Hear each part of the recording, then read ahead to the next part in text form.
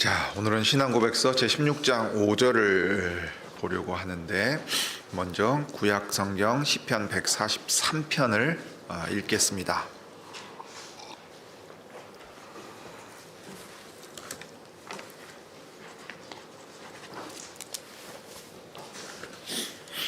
구약성경 시편 143편입니다.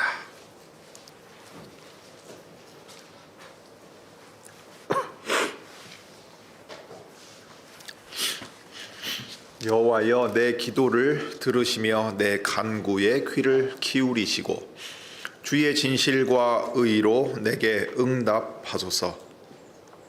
주의 종에게 심판을 행치 마소서. 주의 목전에는 의로운 인생이 하나도 없나이다. 원수가 내 영혼을 핍박하며 내 생명을 땅에 엎어서 나로 죽은 지 오랜 자같이 흑암한 곳에 거하게 하였나이다. 그러므로 내 심령이 속에서 상하며 내 마음이 속에서 참담하니이다. 내가 옛날을 기억하고 주의 모든 행하신 것을 묵상하며 주의 손의 행사를 생각하고 주를 향하여 손을 펴고 내 영혼이 마른 땅같이 주를 사모하나이다. 여호와여, 속히 내게 응답하소서. 내 영혼이 피곤하니이다. 주의 얼굴을 내게서 숨기지 마소서. 내가 무덤에 내려가는 자 같을까 두려워하나이다. 아침에 나로 주의 인자한 말씀을 듣게 하소서. 내가 주를 의뢰함이니이다. 나의 다닐 길을 알게 하소서. 내가 내 영혼을 주께 받들미니이다. 여호와여, 나를 내 원수들에게서 건지소서. 내가 주께 피하여 숨었나이다. 주는 나의 하나님이시니 나를 가르쳐 주의 뜻을 행케 하소서. 주의 신이 선하시니 나를 공평한 땅에 인도하소서. 여호와여, 주의 이름을 인하여 나를 살리시고 주의 의로 내 영혼을 환난에서 끌어내소서. 주의 인자하심으로 나의 원수들을 끊으시고 내 영혼을 괴롭게 하는 자를 다 멸하소서. 나는 주의 종이니이다. 아멘. 자, 이제 우리 신앙고백서 제16장 5절을 한 목소리로 고백하겠습니다. 16장 5절입니다. 5절. 우리의 가장 선한 행위라도 하나님에게서 사죄와 영생을 얻는 공로가 될 수 없습니다. 이는 우리의 선행과 장차 올 영광 사이에 무한한 격차가 있기 때문이며 하나님과 우리 사이에 무한한 간격이 있기 때문입니다. 우리는 우리의 선행으로서 하나님께 무엇을 보태드릴 수도 없고 우리의 과거 죗값을 만족스럽게 치를 수도 없습니다. 설령 우리가 할 수 있는 것을 다 했다 하더라도 우리는 우리의 의무를 행한 것뿐이고 여전히 무익한 종입니다. 있다면 그것은 성신에게서 나온 것입니다.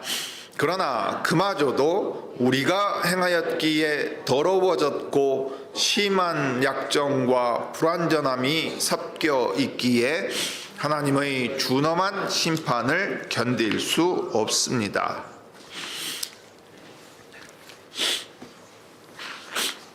자, 사랑하는 교우 여러분, 이제 선한 일에 대한 우리 믿음의 고백 가운데에서 5절을 보려고 합니다. 먼저는 이제 우리가 최선을 다할지라도 하나님 앞에 지극히 선한데 미치지 못한다. 그러니까 우리와 하나님과의 근본적인 그 간극이 있어서 선한 것을 생각할 때도 그것을 기억해야 한다 하는 것을 생각하겠습니다. 그 다음으로는 이제 우리에게 선한 것이 있다면 이 선은 우리 자신에게서 나온 것이 아니라 한 분 선하신 하나님에게서 우리에게로 나오게 만들어 주시는 것인데 그것이 바로 성신께서 행하시는 일이라 하는 것을 이제 생각할 수 있겠습니다. 예, 그 내용의 그 큰 따옴표 안에 들어가는 글을 제가 바꿔놓지를 않았군요. 예. 자, 이제 책의 내용을 따라가면서 한번 보겠습니다. 자, 우리가 하는 최선의 행위와 하나님의 이 선에 대하여 생각할 때 왜 우리가 영생을 우리의 그 선행으로 말미암아 우리에게 어떤 근거가 있는 것으로 얻을 수 없는가 하는 것을 생각해야 합니다. 선한 일은 하나님께서 명하시는 것으로서 그리스도를 믿는 살아있는 믿음의 열매이며 증거입니다. 자, 일단 선한 일을 생각하고 믿음을 생각할 때 항상 먼저 기억할 것은 우리가 그리스도께 붙어 있다는 사실입니다.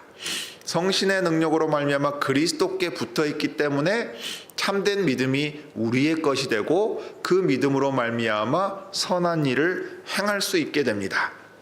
포도나무와 가지의 비유가 항상 그것을 우리에게 들려줍니다. 우리의 선행은 성신께서 우리 안에서 일하신 그 열매지만 성신께서 우리 안에서 이루시는 그 일은 장차 우리가 죽은 자들 가운데서 일어날 때라야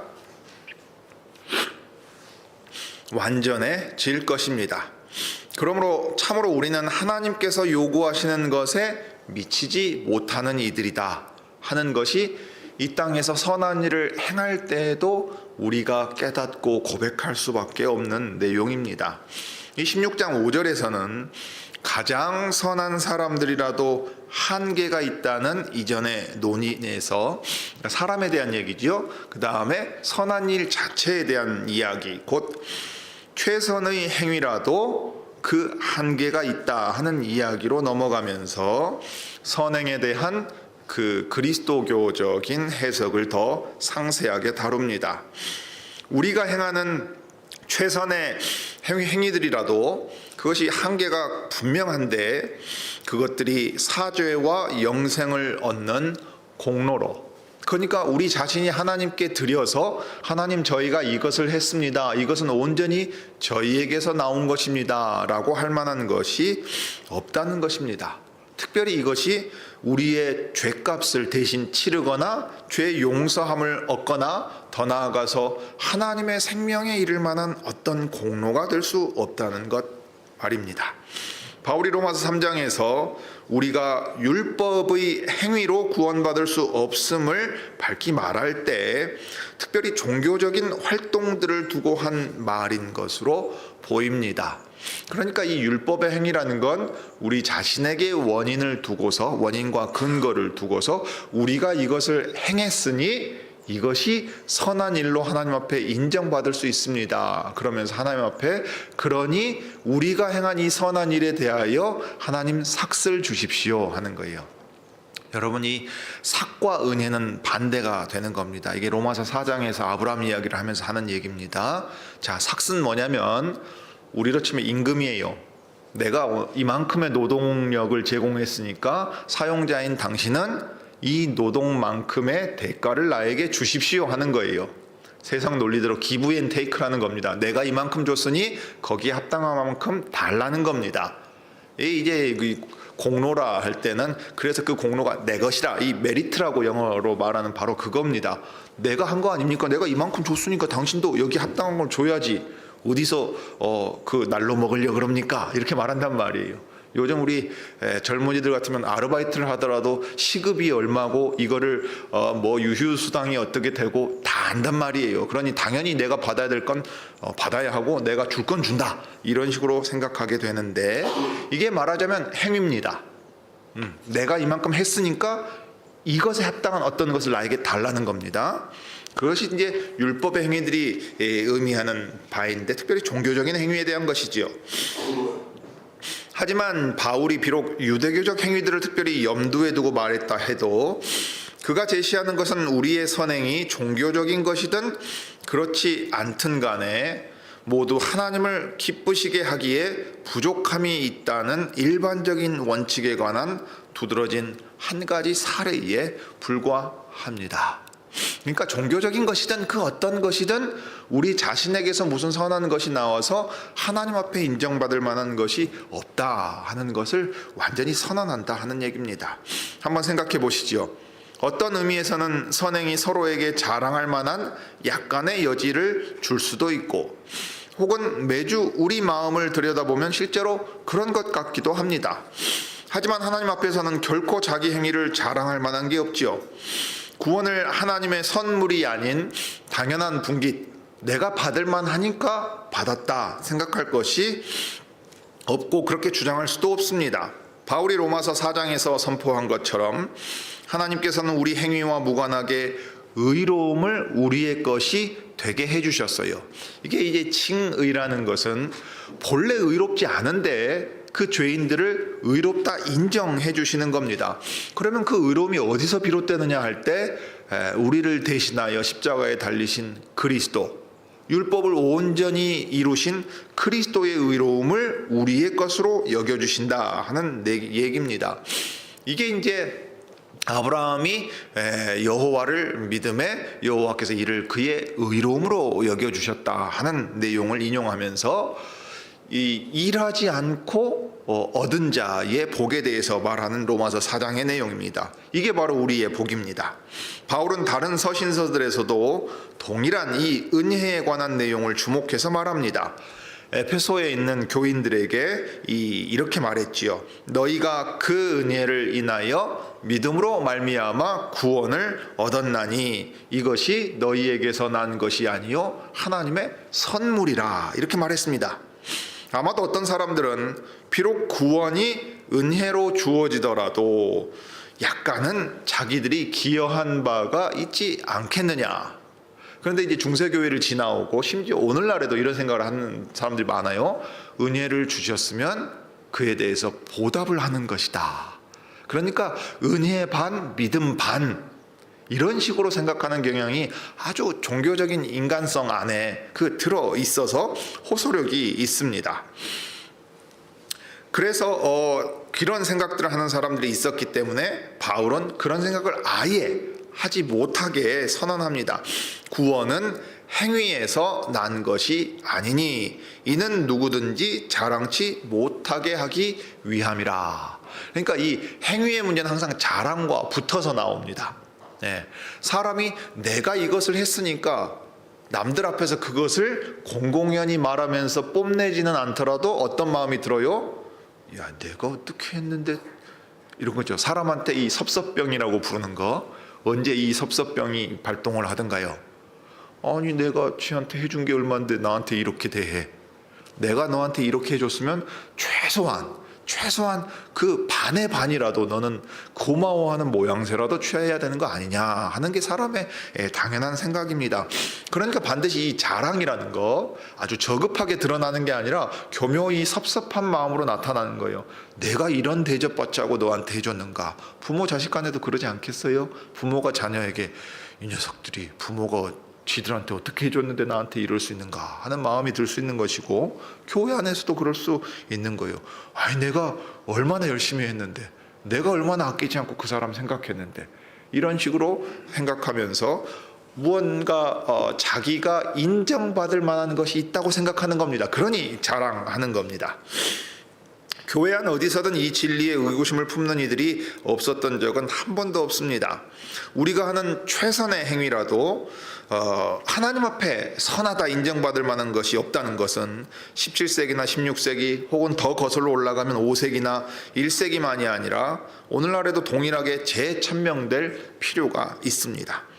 그 얘기인즉 사람은 항상 자기 스스로를 인정받으려고 하고 뽐내려고 하는 그 마음이 근원적으로 있다는 데 있습니다. 실제로 우리 행위에서 가장 좋은 것과 하나님의 영광에서 가장 작은 것 사이에는 엄청난 불균형이 있습니다. 그러니까 우리가 예배당 안에서나 신앙을 가지고 살아간다 그럴 때 혼란스러워하는 건 뭐냐면, 결국 하나님께서 얼마나 크신 분인가, 하나님의 영광이 얼마나 놀라운 것인가를 깨닫지 못한 채 내가 어떻게 행했는데 라는 생각을 하게 되면 그는 반드시 자랑할 수밖에 없고 타인들과 관계 속에서 섭섭해할 수밖에 없습니다. 심지어 하나님 앞에 나아가서도 뭐라 그럽니까? 하나님, 제가 당신께 어떻게 했는데 저한테 이렇게 할 수 있습니까? 사람들이 하나님 앞에 따지고 든다, 이 말이에요.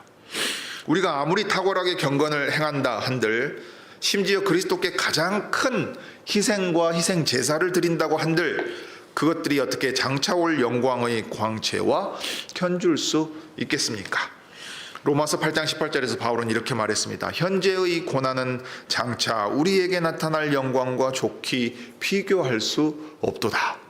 하나님의 말씀을 맛보지 못하고 하나님의 영광을 이 땅에서 그 조금이라도 맛보지 못한 사람은 그 영광이 얼마나 클지, 얼마나 놀랍게 누리게 될지 상상조차 할 수가 없습니다. 이 땅에서 우리가 하는 일이 혹시는 영생을 가져다 줄지도 모른다고 어떻게 인간이 감히 생각할 수 있겠습니까? 사실 하나님께서는 우리를 구원하시되, 디도에게 보낸 편지에서 바울이 한 말이죠. 우리의 행한 바 의로운 행위로 말미암지 아니하고 오직 그의 긍휼하심을 조차 중생의 씻음과 성신의 새롭게 하심으로 우리를 구원하셨다고 말합니다. 어떻게 우리가 영생의 소망을 따라 그분의 상속자 곧 후사가 될 수 있겠습니까? 오직 성신께서 예수 그리스도로 말미암아 우리에게 풍성히 부어지심으로써만, 즉 그리스도께서 성신을 우리에게 충만히 보내심으로써만 우리가 저희의 은혜를 힘입어 의롭다 하심을 얻음으로써 가능하게 됩니다. 하나님께서 친히 우리의 과거 죄값을 해결하셨기 때문일 뿐이며, 우리가 어떤 일을 행해서 그것을 얻어내고 성취했기 때문이 아닙니다. 근본적으로 우리 선행과 하나님의 선하신 일 사이, 우리 경건과 우리의 상급 사이에 그와 같은 간격이 있는 이유는 하나님과 우리 사이에 간극이 있기 때문입니다. 이 사실을 매우 중요하게 보아야 합니다. 하나님을 인식하지 못하고 크고 놀랍고 위대하고 거룩하신 하나님을 우리가 맛보지 못하고 깨닫지 못하면 언제나 사람의 시야 안에서 하나님까지도 우리 마음속으로 생각하고 재단하기 일쑤입니다. 하나님 안에는 온갖 선한 것들이 가득합니다. 하지만 우리는 그렇지 않습니다. 그분을 떠나서는 우리에게 선한 것이 하나도 없습니다. 시편 16편에 주의 거룩한 자들에 대해서 말할 때 다윗이 노래하지요. 그리고 그리스도를 노래하는 아주 분명한 시편 중에 하나입니다. 우리 자신에게 거룩한 어떤 것이 있거나 선한 것이 있어서가 아니라 썩음을 당치 아니할 부활하신 그리스도 안에 있는 선한 것과 아름다운 것과 모든 거룩한 것들을 그리스도로 말미암아 성신 안에서 우리에게 주십니다. 하나님께 있는 모든 선한 것들은 우리에게 유익이 되지만, 그럼 우리는 무엇을 하나님께 보태드릴 수 있습니까? 여기서 이제 동양적인 정서가 발동을 합니다. 아이고, 염치가 있어야지 하나님 앞에 그렇게 큰 은혜를 받았으면 우리가 뭐라고 말해요? 아이고, 야, 염치가 있어야지 뭐라도 좀 갖다 드려야지 하고 헌상도 주머니에서 이렇게 빼가지고 드리면서도 아이고, 하나님 이것밖에 못 드리지만 이거라도 받아주십시오 하지요. 그런데 참된 믿음의 사람들은 뭐라고 말해요? 우리가 헌상 때 기도할 때든 찬송할 때든 이 땅에서 거두고 선한 것이라고 인정할 만한 그 모든 것은 다 누구로부터 나와서 누구를 통해 우리에게 나타나게 됩니까? 아버지의 뜻이 그리스도 안에서 성신님을 통해 우리에게 이루어지니까 우리 손의 수고도 가시덤불과 엉겅퀴가 나는 세상 속에서, 땅도 우리에게 순종하지 않는 이 세상 속에서 땀 흘려 일하고 거둘 수 있게 하셨는데, 이게 내 힘으로 거둔 게 아니라 그리스도께서 주님의 나라를 위해 쓰라고, 아버지의 나라를 위해 우리에게 거두게 하신 것이라고 하면서 우리가 고백하잖아요. 그래서 헌상이라고 할 때 단순히 이 물질을 말하는 게 아니라 이 물질로 대표하고 대신해서 드리면서 뭐라고 말해요?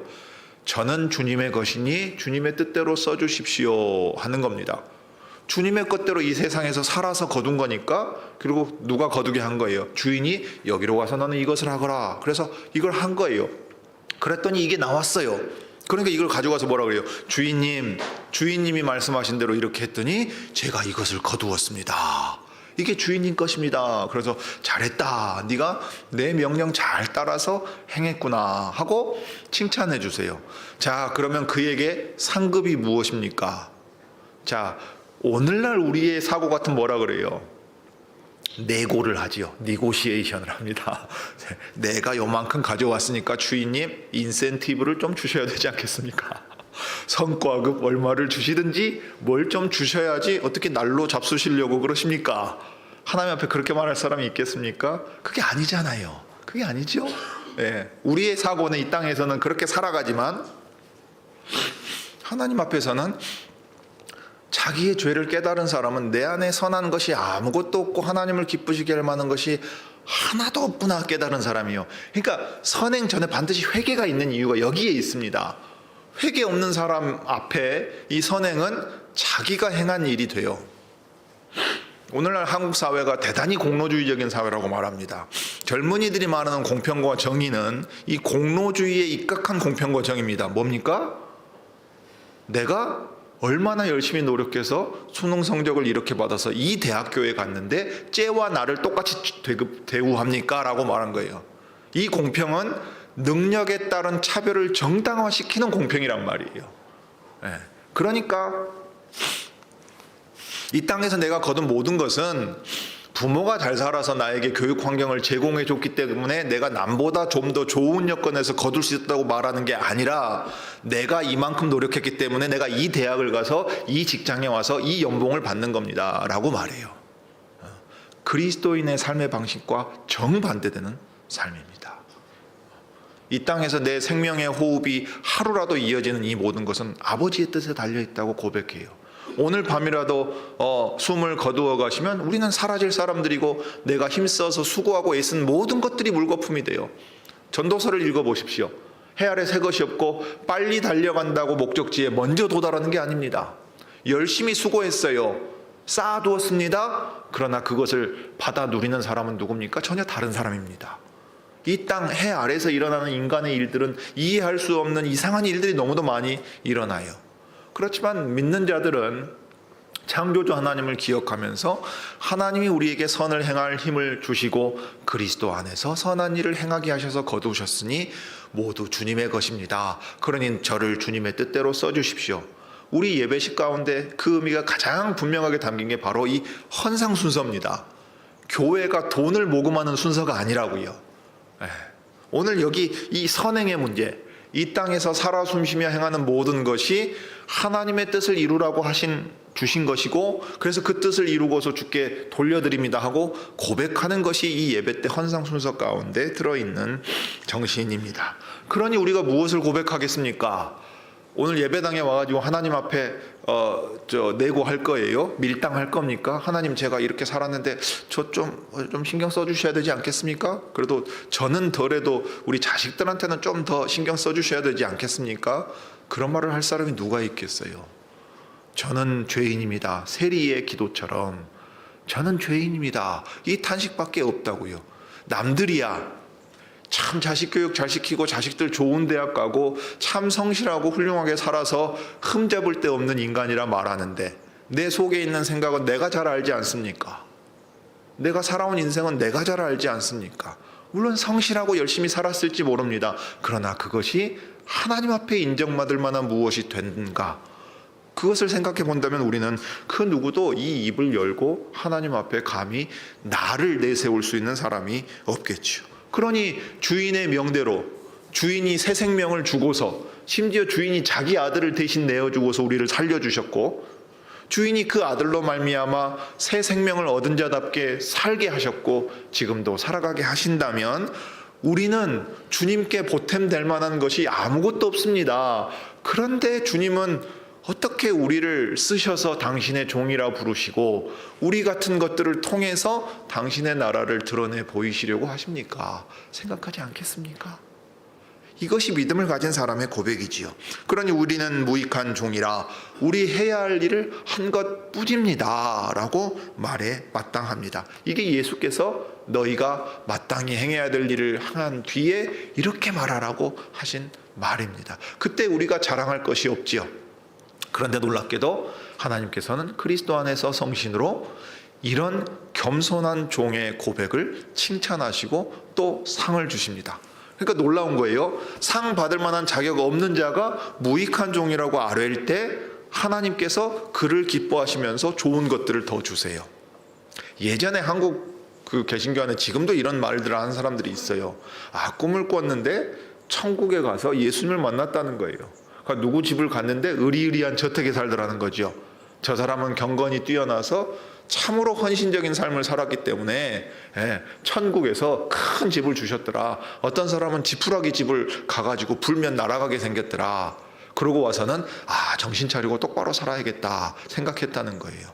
그러면 이 땅에서의 행한 모든 일들이 자기의 공로로 하나님 앞에 인정받을 만한 것이 돼버리는 거잖아요. 그럼 우리가 죽어 천당 가서 몇 평짜리에 살 건가 결정하려고 이 선한 일을 하고 있는 겁니까? 얼마나 어리석은 얘기를 합니까? 신앙고백서가 이 몇백 년 전에 작성된 신앙고백서가 벌써 그런 얘기가 얼토당토하는 얘기라고 우리에게 들려줍니다. 그러니 우리가 행하는 모든 일들은 성신께 빚진 거지요. 내가 행한 것이 아니라 성신으로 말미암아 그리스도께서 행하게 하시는 것이라 이 말입니다. 우리가 하는 최선의 행위라도 하나님을 기쁘시게 할 수 없는 것은 그것들이 하나님의 기준에 충분할 만큼 선하지도 않고 또 우리 행위들 중에 선한 것들이 사실은 성신께서 행하신 결과이기 때문입니다. 성경에서는 거듭 우리 노력들에다가 성신의 은혜로운 사역을 딱 붙여놓고서 이야기합니다. 여러분의 삶에 사랑과 희락과 화평과 오래 참음이 조금이라도 있습니까? 여러분의 룸메이트나 배우자에게서 자비와 양선과 충성을 여러분이 만나는 사람들에게서 이것을 조금이라도 발견하십니까? 그 기독교인인 여러분의 친구나 혹은 자녀들에게서 온유함이나 절제를 조금이라도 감지하셨습니까? 만일 그렇다면 그 일을 하시는 분이 누구인지 우리는 잘 알 수 있습니다. 갈라디아서 5장 22절과 23절에서 바울이 말한 것처럼 성신이 우리가 그리스도께 붙어 있을 때 성신께서 맺게 하시는 열매이기 때문입니다. 그런데 이 열매는요 여러 가지 모습으로 나타나는데 열매 자체는 단수로 기록되어 있습니다. 하나의 열매인데 여러 가지 모습으로 나타납니다. 그러니 이것은 당연히 성신께서 행하신 그분의 사역입니다. 이것이 우리 행위들에 대한 정당한 평가입니다. 특별히 선한 것에 대한 평가입니다. 우리는 여전히 악한 것과 부족한 것을 행하는데 일수인 사람들이지만 선한 모든 것은 바로 이 성신으로부터 나옵니다. 우리에게서만 나오는 것은 오직 그 단어의 아주 일상적인 의미, 그냥 좋은 것 정도라는 것을 의미할 뿐입니다. 선하다는 말에 이런 일상적인 의미를 인정하고 사용하면 유익하기는 합니다. 사람들이 선한 어떤 것들을 행하고 있는 거지요. 그런데 하나님 앞에 인정받을 만한 것인가? 그것이 서로를 인정하고 자랑할 만한 것이 있는가 하면 그렇지 않다는 겁니다. 그런데 일상적인 의미를 인정하고 사용하면 유용하지만 그렇지 않으면 감사하거나 찬송하고 서로를 격려하는 일이 어려워질 수 있습니다. 그럼에도 반드시 기억해야 할 사실은 특별히 우리 자신에 관해 깊이 생각할 때 우리가 하는 최선의 일들도 여전히 더럽혀지고 부족한 것이라는 얘기입니다. 왜냐하면 그것들은 심한 약점과 불완전함이 섞여 있고 갈피를 못 잡고서 행한 것들이기 때문입니다. 특별히 이사야서 64장에 보면 이제 포로로 끌려가서 돌아오게 될 약속이 남아있고 그래서 새하늘과 새 땅 새 예루살렘에 대한 약속이 남아있을 때 이렇게 이제 고백하게 합니다.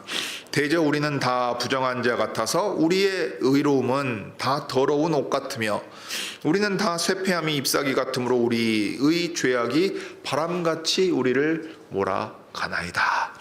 하나님께서 포로에서 이스라엘 백성을 돌이킨다고 해도 그것이 그들의 의로움에서 비롯된 것이 아니고 돌아왔을지라도 그들의 의로움이 이제 다시는 포로됨 없이 하나님의 새하늘과 새 땅에서 새 예루살렘을 이루게 만드는 것도 아닙니다.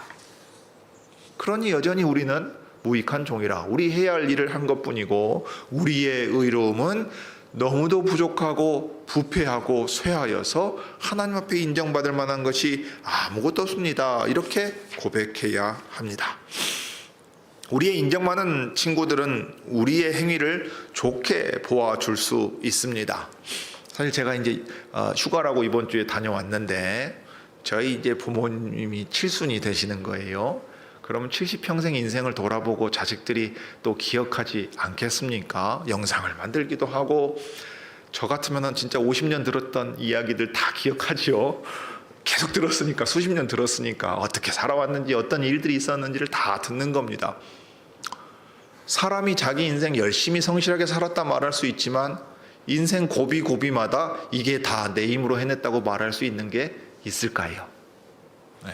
제 부친의 오늘 아침 이야기 가운데 떠올려 보면 그냥 흔히 하는 말로는 운이 좋은 거예요. 그냥 그때 저 전방으로 가지 않고 광주에 남아 있었다. 그런데 있을 수가 없는 상황이었다는 거예요. 진급할 수 없는 사정에서 진급을 했다는 거예요. 일어날 수가 없는 일이라 그 대장한테 보고도 안 올라갈 정도였다는 이 얘기를 듣는단 말이에요. 그러면 그 사람이 내 인생에서 고비고비마다 내가 이렇게 해가지고 이 고비를 넘기고 저렇게 해서 넘기고 그래서 내 원하는 모든 것들을 이루었다 말할 수 있는 사람이 누가 있겠냐 이 말이에요. 나로서는 그때 어찌 될 수 알 수 없었는데 지나고 보니까 그때 이렇게 돼가지고 내가 여기 있었고 일찍 전역하지 않고 군인으로 평생 40년 가까이 생활하고 퇴직할 수 있었고 그래서 자녀들도 안정적으로 잘 자랄 수 있었고 큰 어려움 없이 70평생 살았다. 이런 얘기를 믿음이 없더라도 한단 말이에요. 그럼 믿는 이의 눈에는 어떻게 보이겠습니까? 어떻게 보이겠어요? 우리 하나님이 그 인생의 길을 인도해 가시면서 자녀들에게 믿음을 주셔서 우리 부모의 삶을 이렇게 인도하심으로써 우리를 이렇게 이끌어 주셨구나. 우리는 그렇게 믿고 고백하지 않겠냐 이 말이에요. 우리의 친구들은 우리 행위들을 선하다, 너 참 뛰어나다, 너 대단하다 인정해 주겠지만 우리가 그리스도인들이라면 하늘에 계신 자비로우신 아버지께서 우리의 행위들을 이것이 하나님께로 비롯된 것이고 그래서 하나님만이 영광을 받으셔야 될 것이라고 생각하고 찬송할 수 있게 됩니다. 이 점에 관해서는 우리가 다른 곳에서 살펴보겠죠. 여하튼 우리의 행위들이란 우리에게 구원을 얻어다 주기는 고사하고 결단코 하나님의 준엄한 심판조차도 견디지 못하게 만듭니다. 만일 주께서 죄악을 감찰하시면 누가 버틸 수 있겠습니까? 시편 130편 3절입니다. 여호와는 사유하시는 하나님, 죄를 용서하시는 하나님이라 이 말이에요. 출애굽기 32장 3장 4장 읽어보십시오. 이스라엘과 언약을 맺으셨어요. 그 즉시 이스라엘은 배교합니다. 그러니까 사람에게 죄값을 물으려고 한다면 하나님 앞에서 남아있을 인간이 하나도 없다는 사실이에요. 하나님의 은혜를 받은 인간들조차도 그러합니다. 그러니 하나님께서는 거듭거듭 용서하시고 그 죄를 짓지 않도록 그리스도 안에서 성신으로 행하게 하시면서 온전의 진라를 기다리게 만드십니다. 시편 기자가 어휘를 노련하게 사용하며 고백한 내용처럼 시편 143편 2절의 고백입니다. 주의 목전에는 주님 보실 때 의로운 인생은 하나도 없다고 말합니다. 바울이 인용하죠. 의인은 없나니 하나도 없도다. 유대인이나 이방인이나 모두 하나님 앞에 죄인이라고요. 율법과 제사제도와 성전과 그 모든 좋은 것들을 주셔도 사람으로는 하나님 앞에 선하다 인정받을 리가 없는 겁니다. 그러니 그리스도 안에서 성신으로 우리를 정결하고 거룩하게 만드시면서 선한 일을 행할 수 있게 하시는 일이 얼마나 놀라운 일인가. 그래서 우리가 얼마나 하나님을 거듭거듭 찬송하지 않을 수 없는가를 우리 인생에서 깨달을 수 있기를 바랍니다. 이 죄와 연약함이 사라진다면 우리가 얼마나 더 하나님을 기쁘시게 하겠습니까? 하나님의 영광이 얼마나 더 드러나겠으며 우리의 찬송이 더 얼마나 커지겠습니까? 우리가 여기서 하나님의 영광을 맛보고 찬송하지 않는다면 나중에 더 온전히 이루어질 영광과 나타날 영광과 찬송도 알지 못할 거예요. 우리는 죄와 상관없이 하나님의 아름다움과 영광을 보게 될 것인데 그것이 다함없이 계속되고 커질 거예요. 그러니까 하나님의 영광이 무한히 드러날 때 우리가 거듭거듭 찬송하며 우리의 찬송이 계속될 것이 이 땅의 모든 고통과 슬픔과 눈물과 죄와 사망까지도 없이 한 후에 하나님이 이루실 나라의 모습이 되겠습니다. 그것을 우리가 이 땅에서 먼저 맛보는 자들이니 이 하나님의 영광과 은혜를 함께 찬송할 수 있기 바랍니다. 기도하겠습니다. 거룩하신 하나님, 우리 아버지, 하나님의 거룩하심을 생각할 때 사람은 창조된 그 순간에도 하나님과 비할 데 없이 항상 엎드려야 할 존재요 부족한 존재들입니다. 하나님께서 나타내신 영광 가운데 하나님의 은혜를 맛보며 말씀 안에서 자라가야 할 존재들입니다. 그렇지만 여전히 부족함이 있을 것이고 하나님께서 채워주시고 하나님께서 선하게 이끌어 주실 때만 그 선을 행할 수 있었습니다. 주님, 그러나 그 하나님을 반역하여 떠났을 때 우리는 부패하여 우리 가운데 온갖 악한 것들과 고통스러운 것들, 슬픈 것들을 맛보게 되었습니다. 해결하고자 하지만 해결할 수 없는 것이 우리 인생의 문제들이고 사람 간의 관계며 모든 일들이 그러합니다. 주님, 그 고통을 맛보면서도 우리는 우리가 마치 대단한 사람들이고 우리가 행한 것이 뽐내고 자랑할 만하고 인정할 만한 것이 있는 것처럼 생각하는 이들입니다. 그러나 우리가 믿음을 가지게 되었을 때 이 믿음조차도 구원의 하나님께서 주시는 은혜의 선물임을 고백하며 우리의 인생이 주님의 뜻을 깨닫고 행하라 주신 또 다른 기회요 선물인 것을 깨닫습니다. 그러므로 이 땅에서 주님의 뜻을 더욱 분명히 깨닫고 그리스도 안에서 성신으로 열매 맺는 우리들이 되게 하옵소서. 특별히 그리스도적인 품성이 우리 안에서 먼저 시작되어야 되겠습니다. 온유와 희락과 화평과 절제와 오래 참음과 무엇보다 사랑이 우리 안에 있게 해주시기를 빕니다. 그리하여 세상에 속하지 아니한 나라가 있음을 드러내시며 사람이 자기 힘으로는 맺을 수 없는 거룩한 열매를 통해서 우리가 위로와 확신을 얻고 이 교회와 우리를 통해 주님의 빛되심을 드러내 주시기를 또한 구합니다. 주 예수님의 이름으로 기도드립니다.